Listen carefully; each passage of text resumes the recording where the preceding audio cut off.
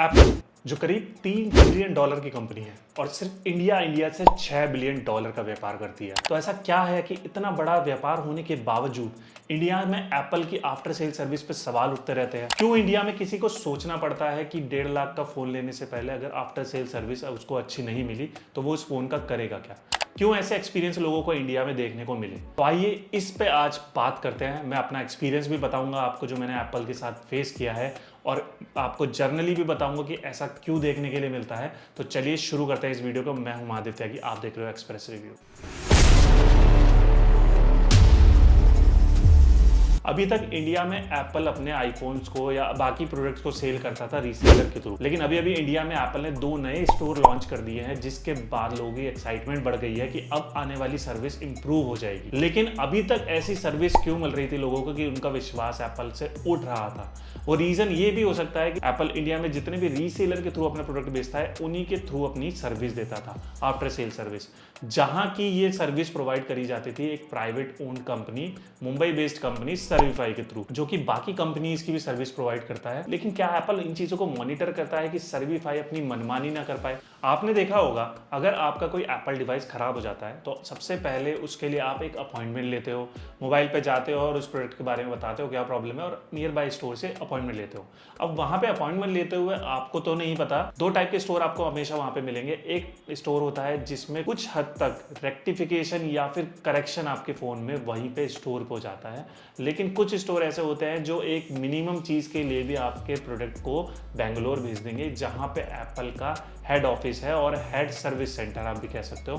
तो वहां पे वो उसको भेज देते हैं। लेकिन कुछ ऐसे स्टोर भी है जिनको ऑथराइजेशन है, वहीं पे वो डिस्प्ले वगैरह एप्पल की चेंज कर सकते हैं और कुछ हद तक सारी चीजें, सारी रेक्टिफिकेशन वो वहां पे कर सकते हैं। लेकिन कुछ ऐसी रेक्टिफिकेशन होती है जहां पे उनको भी बेंगलोर भेजना पड़ता है फोन को या फिर बाकी डिवाइस को, और वहां से वो करेक्ट होके आता है। लेकिन उससे पहले एप्पल उसको एनालाइज करता है कि ये प्रोडक्ट बाहर तो नहीं खुला है या फिर बाकी सारी चीज़ें, इसमें कोई आफ्टर मार्केट कुछ अमेंडमेंट या फिर चेंजेस या फिर मॉडिफिकेशन ना हुआ हो। तो वो उस चीज़ को अमेंड करता है, उसके बाद कस्टमर को बताता है कि ऐसा कुछ था। उसके बाद कस्टमर को बजट बताया जाता है, अगर वो वारंटी में है तो कुछ और जो कॉन्सिक्वेंसेस है वो बताया जाता है। लेकिन ज़्यादातर देखने में आया है कि जब ये डिवाइस बेंगलोर जाता है तो कुछ लोगों को बहुत सारी परेशानी का सामना करना पड़ता है। इवन मैंने खुद एक केस देखा है कि जहाँ पे बंदा खड़ा था, उसने नया आईफोन 14 प्रो अपना सर्विस में दिया और करीब 1 महीने पुराना 14 प्रो सर्विस में दिया और सर्विस सेंटर ने उसे बेंगलोर भेज दिया और करीब 1 महीने तक उन्होंने कुछ नहीं बताया। उसके बाद बताया कि आपके फ़ोन में आफ्टर मार्केट मॉडिफिकेशन हुआ है। तो मुझे भी खुद सुन के हैरानी हुई कि भाई ऐसा कैसे हो सकता है, कोई नया फ़ोन ले, उसके बाद कोई इशू आ जाए 1 महीने में तो उसे एप्पल पे दे और उसमें एप्पल ये बता दे। तो कुछ ऐसी चीज़ें हमेशा हमें सुनाई देती हैं, दिखाई देती हैं एप्पल के सर्विस के रिव्यू के बारे में बेसिकली, जिसके बारे में हमें हमेशा डाउट होता है कि यार एप्पल की सर्विस इंडिया में इतनी अच्छी क्यों नहीं है जितनी बाकी देशों में, क्योंकि वो अपनी सर्विस के लिए ही जाना जाता है। इसीलिए कोई इतने बड़े प्रोडक्ट पे भी पैसा खर्च करने से कतराता नहीं है। तो एप्पल की सर्विस वाकई में इतनी बुरी है या फिर एप्पल की सर्विस अच्छी है और लोग उसको बुरा बताते हैं, या फिर ये डिपेंड करता है डिफरेंट केसेस पे कि उनके साथ कैसा रिएक्ट करा एप्पल ने, उस पर डिपेंड करता है। तो चलिए उसके लिए मैं आपको बताता हूँ अपना एक केस, जिससे आपको क्लियर होगा कि एप्पल की सर्विस कैसी है। जरूरी नहीं है जो मेरे साथ हुआ वो अच्छा हुआ या बुरा हुआ, वो डिपेंड करता है सारे केसेस के लिए। लेकिन मैं अपना एक्सपीरियंस आपको बता देता हूं। मैंने एक वीडियो अपलोड करी थी हाल ही में एप्पल सर्विस के बारे में, और उसमें जब मैंने अपलोड करा तो जो भी रिव्यू रहा उसके बारे में लोगों का मिक्स्ड रिएक्शन आया। लोगों ने मेरे से पूछा भी कि यार क्या हुआ था, सही से बताओ, और बहुत सारे लोगों ने बोला कि यार ये मतलब प्रॉपर इंफॉर्मेशन नहीं है, वो दो। तो इसीलिए मैं आज ये वीडियो बना भी रहा हूं ताकि आपको पता चले कि एप्पल की सर्विस एक्चुअली, जो मेरा एक्सपीरियंस है, मैं पूरी एप्पल की सर्विस के लिए नहीं बोलूंगा, जो मेरा एक्सपीरियंस है वो कैसा रहा।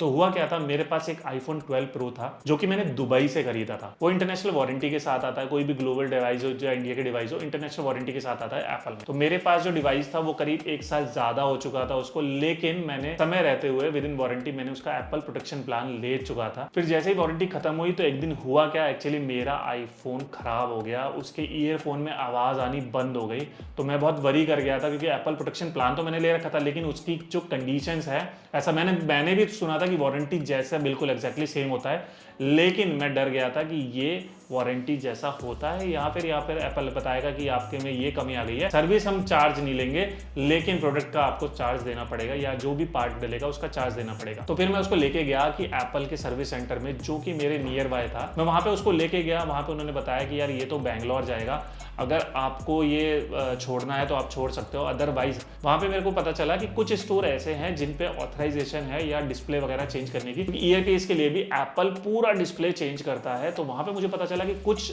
ऑथराइज सर्विस सेंटर ऐसे भी हैं, वो भी ऑथराइज सर्विस सेंटर था, लेकिन कुछ ऐसे हैं जहां पे डिस्प्ले चेंज करने की परमिशन होती है, तो वहां आपको डिवाइस जल्दी मिल जाएगा। तो उन्होंने मेरे को बताया नियर बाय एक और सर्विस सेंटर जहां पे ये सारी ऑथराइजेशन थी। तो फिर मैं वहां पे गया और मैंने अपना डिवाइस दिखाया। तो सबसे पहली चीज मैं डाउट क्लियर कर देता हूं। ज्यादातर लोग डाउट में रहते हैं कि भाई एप्पल का ग्लोबल अगर वारंटी है तो क्या आपको उसका बिल प्रेजेंट करना है। हालांकि मेरे पास बिल था लेकिन मैंने उसे बिल्कुल प्रेजेंट नहीं करा। उन्होंने डिवाइस में गए, अबाउट में गए और उन्होंने वारंटी चेक करी और उसके बाद उन्होंने बिल मेरे से नहीं मांगा। तो उन्होंने देखा कि ये वारंटी से तो आउट हो चुका है लेकिन एप्पल प्रोटेक्शन प्लान में है। उस टाइम तक मेरे को डाउट था कि ये एप्पल प्रोटेक्शन प्लान में क्या बताएंगे। उन्होंने कहा पहले वो उसे चेक करेंगे। तो उन्होंने वो डिवाइस डायग्नोज पे लगाया। डायग्नोज लगाने के बाद उन्होंने देखा कि सॉफ्टवेयर वगैरह से अपडेट करके अगर वो सही हो सकता है तो उसे करते हैं, अदरवाइज फिर वो हार्डवेयर पे आएंगे। तो उन्होंने सॉफ्टवेयर वगैरह से करके देखा तो वो नहीं हुआ। उसके बाद वो हार्डवेयर पे आए तो उन्होंने फाइनली हार्डवेयर चेक करा और बोला कि ये डिवाइस आपको छोड़ना पड़ेगा। उन्होंने वहां पे कोई जिक्र नहीं करा कि ये बैंगलोर जाएगा, लेकिन बताया कि ये डिवाइस छोड़ना जरूर पड़ेगा और आपको 1 से 2 दिन में कॉल करके बता दिया जाएगा जैसा भी होगा। तो मैंने वो डिवाइस वहां पे छोड़ दिया। उसके बाद मेरे को 2 दिन बाद कॉल आया कि सर आपका डिवाइस हो गया है, आप उसको ले जा सकते हैं। तो वहां तक भी मेरे को डाउट था कि वहां पे जाके वो क्या बताएंगे कि इसमें कुछ चार्ज आया नहीं आया। लेकिन जब मैं वहां पे गया तो उन्होंने मेरे को डिवाइस दिखाया, मैंने डिवाइस चेक करा। और रही बात चार्ज की तो उन्होंने मेरे को एक सिंगल पैनी भी चार्ज नहीं करी because of Apple protection plan. जो मेरा डाउट था उन्होंने क्लियर कर दिया कि एप्पल प्रोटेक्शन प्लान बिल्कुल एज इट इज वारंटी काम करता है। एंड उसको लेके मैं बहुत डिलाइटेड था कि हाँ यार एप्पल का एक्सपीरियंस बहुत अच्छा है इंडिया में। बेशक वो सर्वीफाई या किसी थर्ड पार्टी के थ्रू ऑपरेट कर रहा है लेकिन उनका एक्सपीरियंस बहुत जबरदस्त है। लेकिन जब आपको पता है एक बार आपका डिवाइस खुल जाता है, जब भी कुछ प्रॉब्लम आती है तो चाहे एप्पल ही उसको ठीक करने के लिए खोलता है लेकिन वो दोबारा वैसा सील नहीं हो पाता जैसा मैन्युफैक्चरिंग के टाइम पे होता है। तो वाटर प्रूफिंग जो होती है, जो IP67 है, वो उसकी डिस्टर्ब हो जाती है और उतनी अच्छी, उतनी परफेक्ट नहीं रहती है। तो अब प्रॉब्लम क्या हुआ, 2-3 महीने बाद मेरे को एक और इशू आया। मेरा जो फेस टाइम था उसके रिगार्डिंग में मैंने शॉर्ट डाला था, मेरा जो फेस टाइम था फोन का वो काम करना बंद कर गया था। फिर उसके बाद मैंने जो वो वीडियो डाला था उसमें मैंने बताया कि मेरा फेस टाइम नहीं चल रहा है। तो मैंने ट्राई करा, लोग मुझे एडवाइस कर रहे थे वहां पे यार आप उसको सॉफ्टवेयर अपडेट कर लेते या फिर आप उसको ऑफ करके ऑन कर लेते। भाई मैंने सब कुछ करा था, मैंने ऑफ करके ऑन भी करा था, मैंने सॉफ्टवेयर भी अपडेट करा था, वो काम नहीं करा। अच्छा, कुछ लोग तो ऐसे क्वेश्चन पूछते हैं जो मेरे को बहुत सिली लगते हैं कि भाई अगर आपका फेस आईडी नहीं चल रहा था आपने फ़ोन खोला कैसे। यार अगर आप एप्पल यूज़ करते हो या और भी आज की डेट में कोई और डिवाइस यूज़ करते हो तो आपको पता होना चाहिए अगर फेस आईडी नहीं चलता है तो एप्पल में पासकोड चल जाता है, या फिर किसी और फोन में भी फेस आईडी नहीं चलता है तो पासकोड चल जाता है। तो उसके बाद जब मैंने सब कुछ देख लिया, कोई कुछ काम नहीं कर रहा था, तो फिर मैंने एक अपॉइंटमेंट ली। लेकिन अब की बार मैंने उसी सेंटर की अपॉइंटमेंट ली जहां से मुझे सोल्यूशन सीधे मिलने वाला था। तो मैंने फिर से उस सेंटर की अपॉइंटमेंट ली और वहां पे मैं गया, फिर मैंने अपने डिवाइस दिखाया। लेकिन यहाँ पे मेरे को इस बार डाउट था कि जैसे एप्पल ने इस बार मेरा फोन सही करके दिया था, उसकी वाटरप्रूफिंग डिस्टर्ब हो गई थी, तो यहाँ पे कोई कारण तो नहीं था कि जिस वजह से मेरे फेस आईडी में या फेस कैमरा में कुछ इशू आ गया। और मुझे हल्का बहुत, मैं आपको बताऊं तो मेरे को हल्का बहुत वहां पे मॉइस्चर दिख भी रहा था। इस बार मुझे प्रिटी श्योर था कि एप्पल उसे करके नहीं देगा और बताएगा कि भैया इसमें पानी आ गया है तो आप इसको ले जाओ, या तो हमसे पेड बेसिस पे इसे ठीक कराओ या फिर आप इसे ले जाके बाहर से ठीक कराओ। लेकिन क्या हुआ, उन्होंने फिर से वही बोला कि हम इसे डायग्नोज करेंगे। फिर उसके बाद उन्होंने सॉफ्टवेयर अपडेट करके देखा वगैरह वगैरह, एंड उसके बाद फाइनली उन्होंने सबमिट कर लिया। और दिस टाइम तो जैसे मैं बता रहा हूँ, मैं प्रीटी श्योर था कि इस बार मेरे को पैसे देने ही थे। मतलब मुझे ऐसा लग रहा था कि मुझे इनको पैसे देने ही पड़ेंगे। इसी तरीके से उनका फोन आया कि यार अपना फोन, आप डिवाइस जो है वो हो गया है 2 दिन बाद और आप उसको ले जा सकते हो। मैं वहां पे गया, मैंने डिवाइस चेक करा, वो फ्लॉलेसली चल रहा था। उन्होंने फिर से उसका डिस्प्ले चेंज करा था,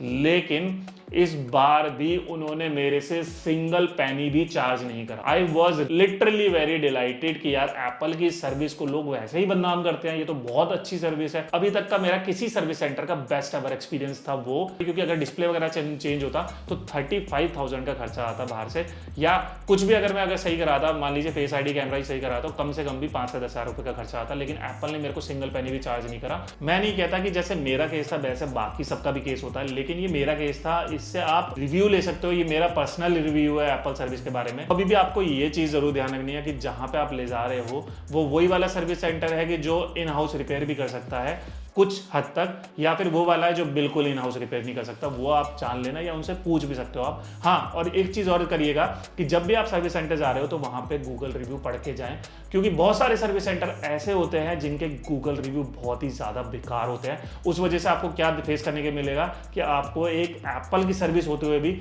वर्स्ट सर्विस एक्सपीरियंस आपको देखने के लिए मिलेगा, तो वो आप अवॉइड कर सकते हो।